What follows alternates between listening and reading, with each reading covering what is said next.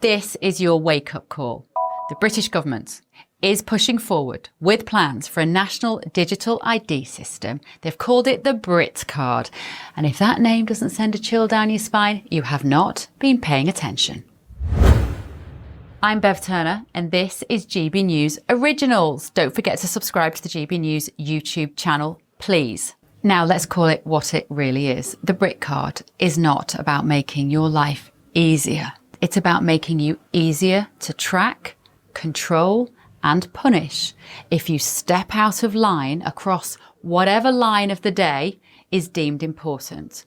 They've wrapped it up in slick PR language about streamlining services and enhancing security and making sure that the Windrush scandal never happens again, because people who are allowed to live here will have the proof that they do so. They're also telling you all through the press that this will stop people coming over here on small boats. That is patently untrue.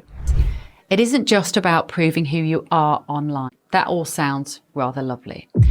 This is about building a centralised, state-controlled digital identity system that could be used, will be used, to link your finances, your medical history, your travel movements, your social media activity, even your social activity in real life, and more.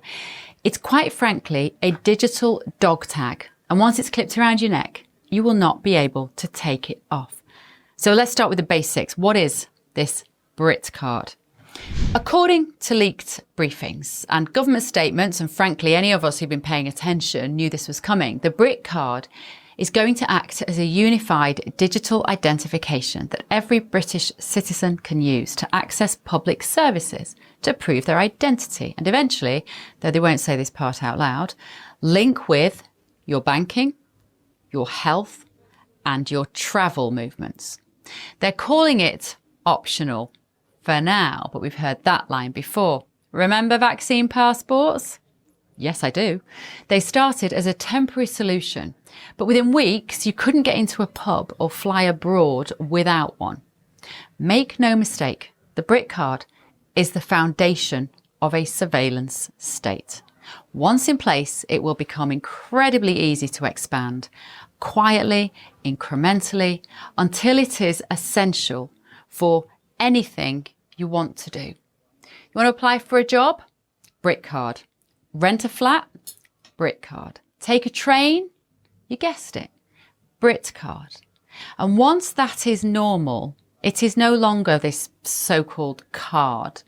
It is a digital chain. It is invisible, but it is ironclad. The sales pitch, of course, for this is it's all about security and efficiency. The government's narrative is all very slick, and they will say this is to reduce fraud. They'll tell you it'll make accessing NHS services easier or help you prove who you are when applying for benefits. All of that sounds great until you realise what you're giving up in return. A centralised ID like the Brit Card will track everything you do. So when you check in to the GP surgery, the government will know. When you make a payment, when you log into a website, when you get on a train, imagine a digital record of your daily life monitored by both public and private entities. Your movements, your choices, your health, and critically, your opinions. This is not hypothetical. This technology exists. It will be easy to implement. The motivation to make it happen exists. And the right pretext, I don't know, another pandemic, a financial crisis, a spike in online hate speech, you will be told this is all for your own good. And if you think this ends with digital ID, I've got a bridge to sell you. The front pages of the papers this week were telling you, as though you're idiots, that a Brit Card will stop people coming over on small boats seeking asylum, refuge, or being an economic migrant, because those people can often escape into the black market economy, working without the state knowing anything about them. Well, the state is already meant to know about them. If they're being given jobs, they should have the papers to secure that job. The Brit card won't make any difference to that at all. It will not operate as a deterrent to people who want to come across to this wonderful country. So just ignore that when you're being sold that idea. Let's also not forget that we are already seeing the slow creep of programmable money. The Bank of England is working on a digital pound and has been for a few years. And there are active conversations now about linking spending capabilities to your digital identity. That means if your ID is flagged, limited or suspended, I don't know, because maybe you said some hurty words on social media, that will mean you can't access your own money. Just let that sink in. The government already has a proven track record of making life extremely difficult for people who don't toe their very narrow line. From freezing protesters' bank accounts to threatening censorship online, the precedent is clear. Give power-hungry bureaucrats without sufficient conscience or imagination a system like Britcard, and you're handing these idiots the keys to your digital life. And just wait until it's tied to your carbon tracking or your health data. You didn't recycle this week? Points will be deducted. Bought too much red meat or petrol? Access denied. Did you say something misleading? Perhaps some misinformation, the kind of stuff that you and I would know to be true on social media? Your account will be flagged. If you think that is far-fetched, then you haven't been reading the same websites as me. You just have to go and have a cursory glance to the World Economic Forum website, and it's all there in black and white as an ambition. No vote, no debate, no accountability, no parliamentary scrutiny. This is all happening whilst we are talking about less important things. Now, what makes a Britcard so dangerous isn't just what it does, it's how it's being rolled out. There's been no referendum, no meaningful public debate, no mainstream media scrutiny worth mentioning. Everybody just treats this as though it's a fait accompli, and they completely lack the vision or the cynicism to work out what's going on. It's being slid in under the radar, piecemeal, behind closed doors, dressed up as tech innovation. It is classic mission creep. And right now we're told the Britcard will be voluntary. Of course it is. But so was the NHS app. So was that ridiculously expensive 30 billion quid track and trace check-in app. So was digital banking, remember? That would always be optional. Not anymore. Over time, these systems like those evolve from handy options for convenience into non-negotiable requirements. The infrastructure is being built while we're distracted. And once it's in, it's only a matter of flipping a few switches before it becomes mandatory. It isn't mandatory, of course, if you're having to be coerced into using it because you cannot function every day without it. And once we're at that stage, it will be too late to push back. Now, people will say, I hear it a lot, if you have done nothing wrong, Bev, you have nothing to fear. This is the language of tyrants or just deeply naive people who still think the government have their best interests at heart.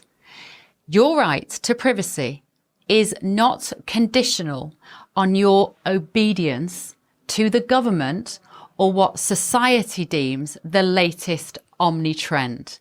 You do not have to justify why you want to keep your medical data, your spending habits, or your daily movements about your city or your country or the world, frankly, to yourself. That is called freedom. We are supposed to live in a liberal, Western democracy, not a digital cage in which we can't operate without the permission of bureaucrats at the other end of our telephones. Now, when the state can track you at will, freeze your finances and control access to services based on your compliance, it doesn't matter how well behaved you are. You've already lost the most basic of liberties, the freedom to live without constantly seeking permission to do normal, everyday things. So what can we do? This is the tricky part, but it is necessary. Try as far as possible not to opt in. And I know that's really difficult because we're not quite there yet, but there will be a pushback like there was with vaccine passports. Try not to let your data be captured willingly. Use cash still whenever possible. It's one of the best ways to fight back. It is private, it is anonymous, and it is the antidote to control-based payment systems. Speak to your MP. Demand transparency. Demand a referendum. Demand a say on this. Send them links. Send them this video. Hi. Send them anything that you think will educate your MPs, because they probably also feel similarly about freedom, but maybe they just don't understand the significance of what they are voting through. You need to support independent journalism as well, and tech alternatives. Big tech is part of the problem. We need decentralized platforms, not government monitored IDs. And talk to your mates, talk to your family. Make sure this isn't like vaccine passports where everyone was a little bit awkward and didn't know whether we should bring it up over Sunday lunch in case somebody at the table hadn't taken a state mandated injection.